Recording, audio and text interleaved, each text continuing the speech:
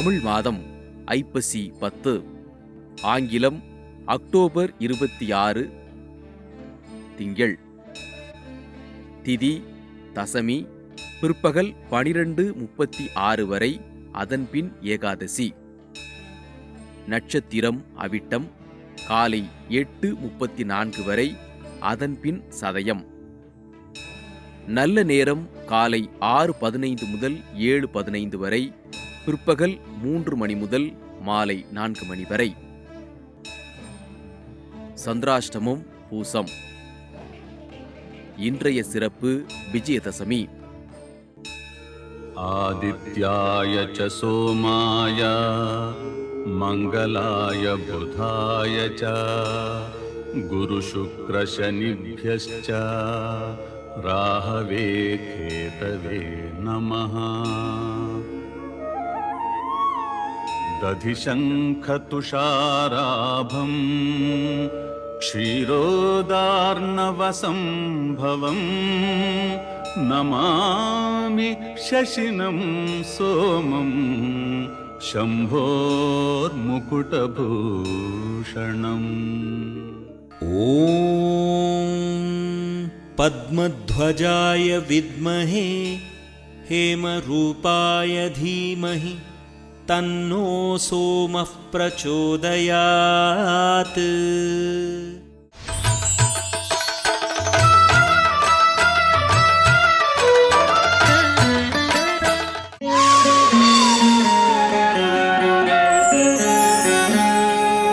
ஜெயா தொலைக்காட்சி நேயர்களுக்கு லலிதாவின் பணிவான நமஸ்காரங்கள். இன்றைய தினம் நவராத்திரி நாயகியர்கள், அதில் 9 வடிவங்களுக்கும் எப்படி பூஜை பண்ணுறதுன்னு பார்த்தோம். இன்றைய தினம் 10வது நாள். இதில் தேவி மகிஷனை வெற்றி வாகை சூடிய நாள் அப்படின்னு சொல்கிறோம். இன்றைய தினத்தில் என்ன பண்ணுறது வழக்கம் அப்படின்னா, பார்வதி தேவியை ரொம்ப அழகாக ஏற்கனவே நம்ம கலசத்தில் ஆவாகனம் பண்ணி ரொம்ப அருமையாக அந்த பூஜையை முடிச்சிருப்போம் இல்லையா. அன்றைய தினத்தில் பார்வதி தேவியோட படத்தை வச்சோ, இல்லை பார்வதியை உருவ பொம்மையாக இருந்தது அப்படின்னாலுமே பார்வதியை ரொம்ப அழகாக விமரிசையாக அலங்காரம் பண்ணணும்னு சொல்லப்பட்டிருக்கு. ஏன்னா இன்றைக்கி நம்மளுக்கு அவளுக்கு விடை கொடுக்குறோம். இந்த நாளில் பொதுவாக என்ன பண்ணுவாங்க அப்படின்னா, அவளுக்கு ரொம்ப அழகாக வஸ்திரங்கள்லாம் சாத்தி, கைகளில் நிறைய வளையல்கள், கண்ணாடி வளையல்கள் அவளுக்கு போட்டு, மருதாணி வச்சு, அதாவது நம்ம எப்படி நம்மளுக்கு அலங்காரம் செய்துக்கிறோமோ அதே மாதிரி தேவிக்கு மருதாணி வச்சு அவளை ரொம்ப அழகாக அலங்காரம் பண்ணி, கை கால் எல்லாத்துலேயும் சிவக்க மருதாணி வச்சு எல்லா விஷயமும், அதாவது இது வரைக்கும் சித்திரானங்கள்லாம் ஒரு சித்திரானங்கள்லாம் கொடுத்துட்டு வந்தோம் இல்லையா ஒரு நாளும். இன்றைய தினம் விஜயதசமி அன்னைக்கு அனைத்து வகை சித்திரானங்களையும் பண்ணி அவளுக்கு நெய்வேத்தியமாக கொடுக்கணும் அப்படின்னு சொல்லப்பட்டிருக்கு. அது மாதிரி மலர்கள் அப்படின்னு எடுத்துக்கும் போது இன்றைய தினம் எல்லா விதமான மலர்களையும் அவளுக்கு, அதாவது வாசனை உள்ள மலர்கள் அனைத்தும் கொடுத்து அவளுக்கு பூஜை பண்ணி இந்த தினத்தோட பூஜையை முடிக்கணும்னு. அதை எப்படி முடிக்கிறது? அந்த கும்பத்தில் நம்ம ஆவாகனம், இந்த 9 நாளும் துர்கா, லக்ஷ்மி, சரஸ்வதியாக நம்ம ஆவாகனம் பண்ணியிருக்கோம். அந்த கும்பத்தில் இருக்கிற நீரை அவளுக்கு ஹாரத்தி எடுத்து முடிச்சதுக்கு அப்புறமா, அதாவது இப்போ அவளுக்கு, அதாவது கைகளில் மருதாணிட்டு அலங்காரங்கள்லாம் பண்ணி ரொம்ப அழகாக விமரிசையாக பூஜையை முடிச்சதுக்கப்புறமா மங்கள ஹாரத்தி அப்படின்னு ஒன்று எடுப்போம். இந்த 9 நாளுமே என்ன அப்படின்னா, பூஜையை முடிச்சுட்டு இன்றைய தினத்துக்கு நம்ம ஹாரத்தி எடுக்கிற வழக்கம். அதை மங்களஹாரத்தியை நிறைவு தினமான இந்த 10வது நாளைக்கு ஒரு பெரிய மங்களஹாரத்தியை எடுத்து அவளை ஒருவேளை நம்ம உருவ பொம்மையாக, பார்வதியை உருவ பொம்மையாக வச்சு பூஜை பண்ணும்போது கடலில் கொண்டு போய் விசர்ஜனம் பண்ணுறது வழக்கம். இல்லை நம்ம ஒரு படங்கள் தான் வச்சு, சித்திரப்படங்கள் தான் வச்சு பூஜை பண்ணினோம் அப்படின்னா அதற்கு உண்டான இந்த மலையேற்றுதல் அப்படின்னு சொல்லுவோம். அதை வடக்கு முகமாக கொஞ்சம் தள்ளி எடுத்து, அதே மாதிரி கொலு பொம்மை வச்சுருக்கோம், கொலுபடி வச்சு நம்ம பூஜை பண்ணியிருந்தோம் அப்படின்னா அன்றைய தினத்தில் என்ன பண்ணுவாங்கன்னா, ஒரு பொம்மையை எடுத்து படுக்க வைக்கிறது அப்படின்னு ஒரு வழக்கம் வச்சுருப்பாங்க.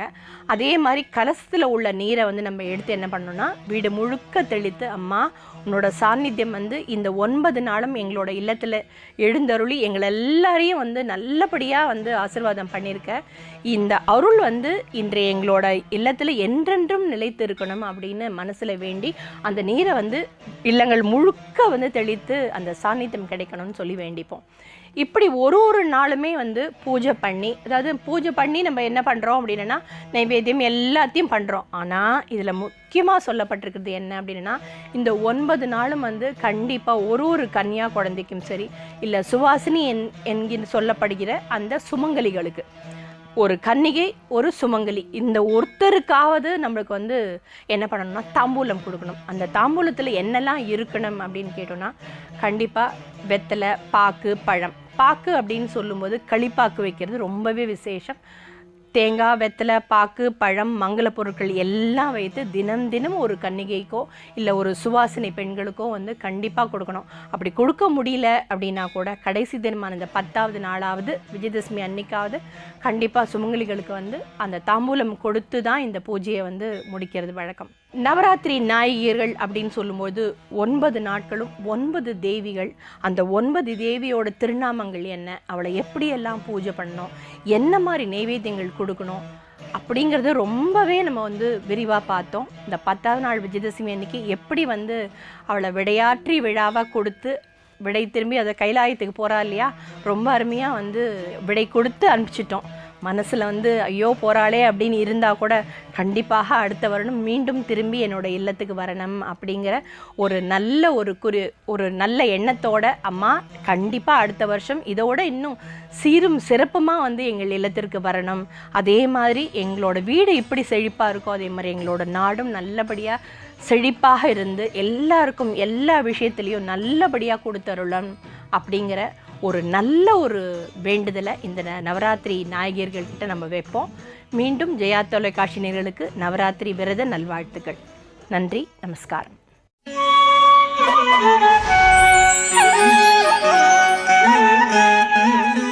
மண்கண்ட வெண்குடை கீழாக மேற்பட்ட மன்னரும் என் பண்கண்டளவில் பணியச் செய்வாய்.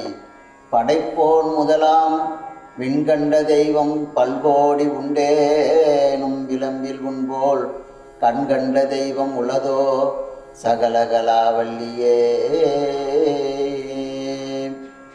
எல்லாமல்ல செந்தமிழ் சொக்கநாத பெருமானுடைய திருவருளையும் தர்மயாதின குருமணிகளினுடைய குருவருளையும் சிந்திக்கின்றோம். இன்றைய நாள் ஒரு நன்னாள். அம்மை இறைவனுடைய சக்தி. அதனால்தான் சக்தி இல்லையேல் சிவமில்லை என்று சொல்வார்கள். சிவனோடு எப்படியெல்லாம் இறைவன் திருவுரு கொள்கிறானோ அப்படியெல்லாம் அம்மையும் உருக்கொள்கிறாள். நவம் தரும் பேதமாகி நாடகம் நடிக்கும் நாதன் என்று நமக்கு சாத்திரம் பேசுகிறது. கருணை என்றாலும் அம்மையை தான் குறிக்கும். கருணையும் நீயும் அவனையில் புகுந்து எம்மை ஆட்கொள்ள வல்லாய் என்று சொல்லுகிறார் மணிவாசகர். அருளது சக்தியாகும் அறந்தனக்கு என்று சாத்திரம் பேசுகிறது. ஆயினால் அருள் கருணை என்பது சக்தியை குறித்தது. இந்த சக்தியை போற்று முகமாக 9 நாட்கள் கொண்டாடுவது மரபு. இது நவராத்திரி என்று போற்றுகின்றோம். இது 2 நவராத்திரிகள் வருகிறது. புரட்டாசி மாதம் தொடங்குகின்ற நவராத்திரி சாரதா நவராத்திரி என்று பேசப்படுகிறது. அதே போன்று பங்குனி மாதம் வருகின்ற நவராத்திரி வசந்த நவராத்திரி என்று போற்றப்படுகிறது. இந்த நவராத்திரியிலே அம்மை 3 நாட்கள் லட்சுமியாகவும், அதன் பிறகு 3 நாட்கள் துர்க்கையாகவும், 3 நாட்கள் சரஸ்வதியாகவும் போற்றப்படுகிறது. அதனால் திருமகள், மலைமகள், கலைமகள் என்று 3 வடிவங்களிலே நாம் போற்றுகின்றோம். ஒரு மனிதனுக்கு தேவை பணம். பொருளாதாரம் இல்லாவிட்டால் பொருளில்லாருக்கு இவ்வுலகம் இல்லையாங்கு என்பதற்கு தேவை செல்வம். ஆகினால் அதற்கு அதிபதியாக விளங்குகின்றவள் லட்சுமி. அவளை போற்றி 3 நாட்களும். அதே போன்று செல்வம் இருந்தாலும் அதை பாதுகாக்க வேண்டிய வீரம் இருக்க வேண்டும். அதனால் அந்த வீரத்தை கொடுக்கின்ற துர்க்கையை போற்றுகின்ற முகமாக 3 நாட்களாகும். இந்த 2ம் இருந்தாலும் அதை பாகுபடுத்தி அறிவு சார்ந்த நிலையிலே நாம் செயல்படுத்த வேண்டும். அதனால் அந்த அறிவை கொடுக்கின்ற அறிவுக்கு அதிபதியாக விளங்குகின்றவள் கலைமகள். அவள் சகலகலாவல்லி என்று போற்றுகின்றார். அந்த நிலையிலே இந்த மூவரையும் போற்றுகின்ற நிலையிலே, அதனால் இதை தசரா என்று வடநாடுகளிலே கொண்டாடுவார்கள். நம்முடைய பெரிய புராணத்திலேயும் நவமிக்கு முன்னால் என்று ஒரு தொடர் வருகிறது.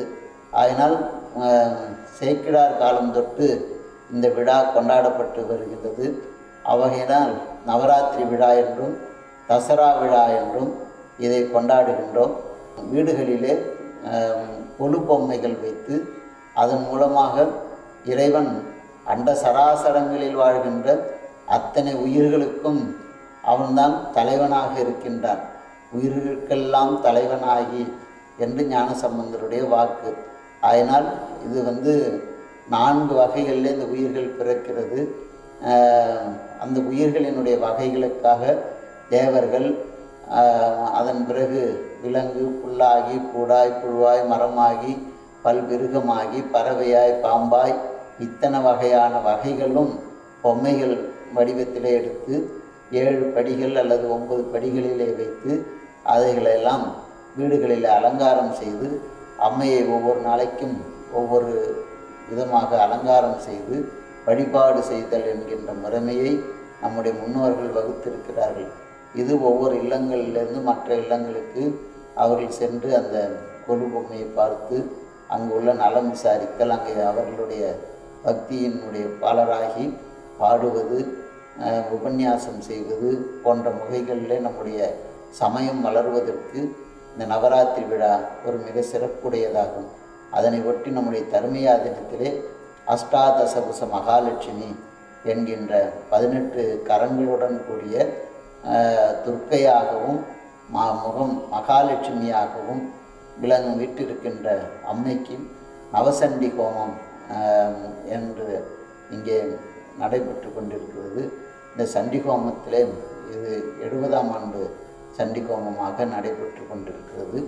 உலகத்தில் எல்லா நிலைகளிலேயும் அம்மை, அதனால்தான் பாரதி சொன்னான், எங்கெங்கும் காணினும் சக்தியடா என்று சொன்னான். அதனால் பார்க்கின்ற நிலைகளிலே எல்லா வகைகளிலேயும் இறைவன் அம்மையப்பராக தோன்றுகின்றான்.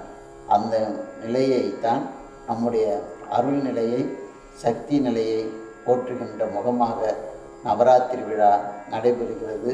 நவராத்திரி விழா கொண்டாடுகின்ற அனைத்து மக்களுக்கும் நம்முடைய நல்லாசிகளை தயா தொலைக்காட்சியின் மூலமாக அனைவருக்கும் நம்ம நல்லாசியை தெரிவித்துக் கொள்கின்றோம்.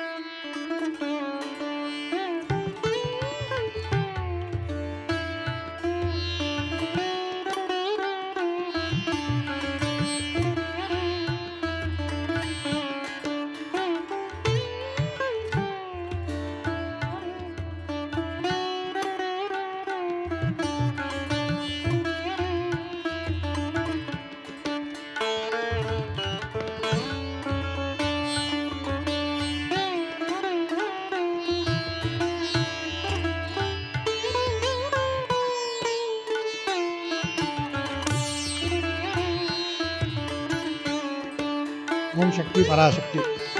இந்த உலகத்தையெல்லாம் காக்கின்ற ஆதிபராசக்தி அபிராமி பட்டல் மூலமாக இந்த உலகத்திற்கு நமக்கு அபிராமி அந்தாதி கொடுத்தார்.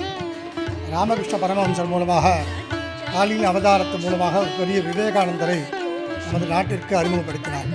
பரமஹம்ச பூஜ்யமாக இருக்கக்கூடிய ஆதிபராசக்தி ரமணராகவும் காஞ்சியில மகாபெரியவராகவும் இப்படி இந்த உலகத்தை காக்கின்ற பொருள் தனக்கு வேண்டிய ஒரு மனித ஜீவனாக இருக்கக்கூடிய மனித பிறவி எடுத்திருக்கக்கூடிய அந்த மனிதன் மூலமாக பேசுவதை தான் நாம் சத்தியம் என்கிறோம்.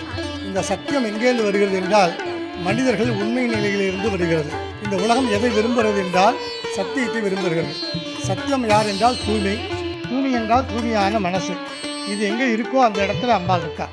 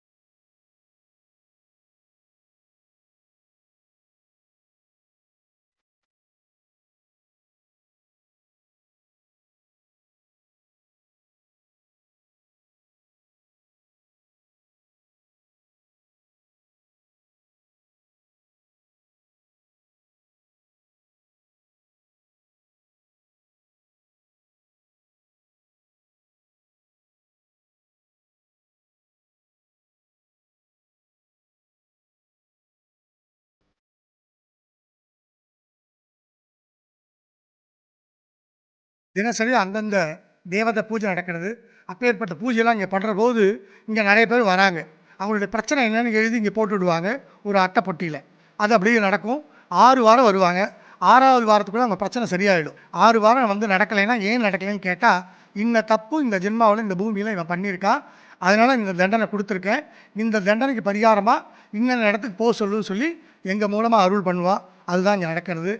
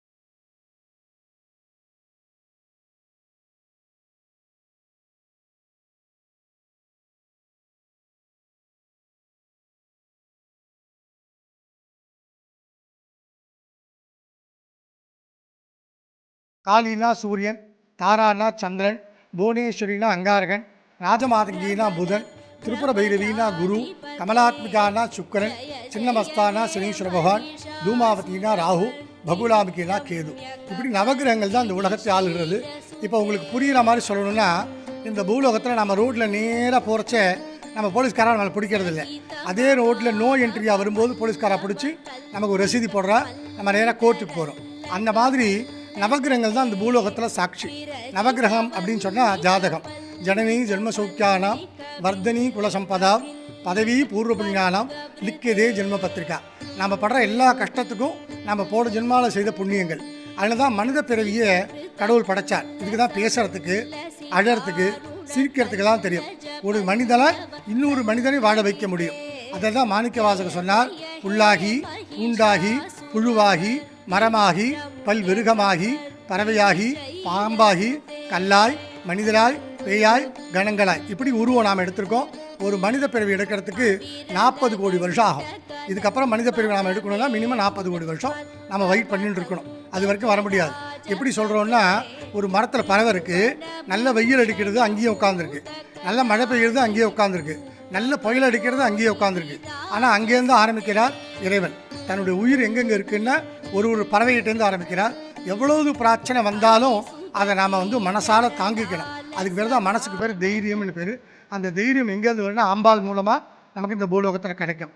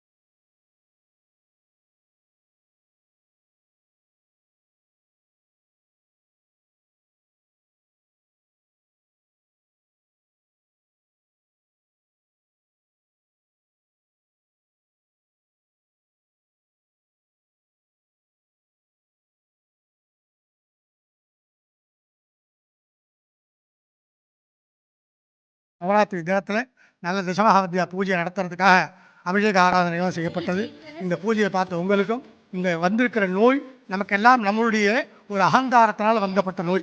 இது வந்து நாம் ரொம்ப தூய்மையாக இல்லாததுனால வரப்பட்ட நோய். இந்த நோய் போகணும்னா நாம தான் காரணம். எல்லாத்துக்கும் மனிதனுக்கு மனசு தான் காரணம். மனம் அது செம்மையானால் மந்திரம் ஜபிக்க வேண்டாம் அப்படின்னு வேதம் சொல்கிறோம், தமிழ் வேதம். அதனால் முதல்ல மனசை நம்ம செம்மையாக வச்சுக்கணும். முதல்ல தூய்மையாக இருக்கிறதுக்கு நாம் எல்லாம் முதல்ல நல்ல ஒரு மன குறிக்கோள் எடுத்துக்கணும். அந்த தூய்மை எங்கேருந்து வருதுன்னா மனசுலேருந்து தான் வருது. அந்த மனசு தான் துன்பத்துக்கே காரணம். அப்போ எனக்கு மனசு அடுத்தவர்கள் உதவி பண்ணுவதனால ஏற்படுகின்ற இன்பத்தினாலே நமக்கெல்லாம் இந்த துன்பம் விலக வேண்டும் என்று சொல்லி இந்த அளவிலே பூர்த்தி செய்து உங்களை எல்லாம் அருளாசி வழங்குகிறோம்.